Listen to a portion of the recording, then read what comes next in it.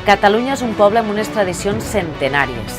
Els castells, la patum, el reiers, la pedra seca, la dieta mediterrània, el toc manual de campanes o les festes del foc dels Pirineus.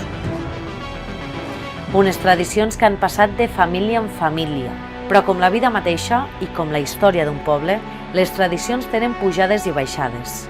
Poden perdre popularitat i poden guanyar-ne. Poden adoptar canvis o poden rebutjar-los. I encara que no tothom entengui la tradició de la mateixa manera, les polèmiques, lluny de debilitar-nos, són un símptoma que som vius. Són un símptoma que les tradicions importen i que nosaltres importem, perquè a fi de comptes, l'essencial de la tradició és allò que venç el pas del temps, la terra ferma en què plantem els peus per alçar el futur. I les tradicions, com és obvi, evolucionen.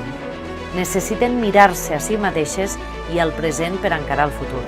Sense canvis com la inclusió de les dones castelleres, molts dels castells actuals no s'haurien pogut assolir.